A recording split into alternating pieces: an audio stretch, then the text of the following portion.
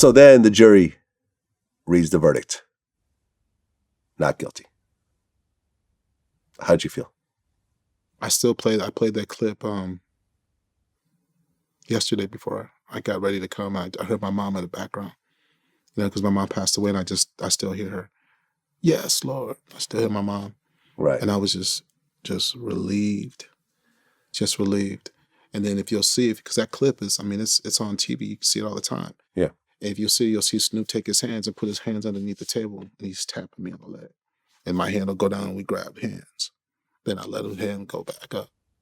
Right, because I guess before the verdict, the David Kenner talked to the both of you and said, look, we hope this goes well, but there is a chance that both of you will be found guilty.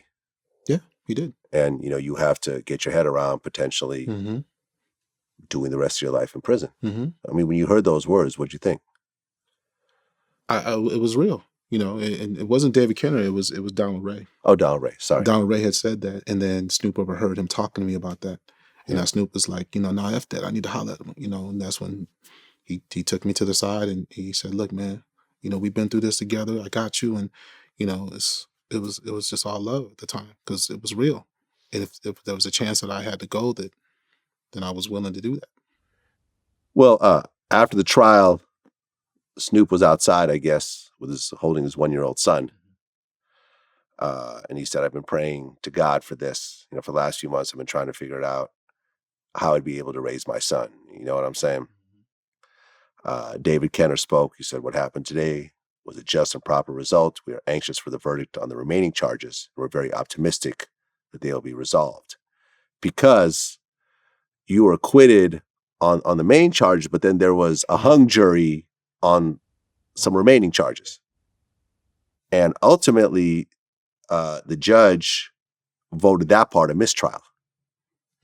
And then what happened? The district attorney didn't want to do a retrial on those cases because they had already lost so miserably on the first set.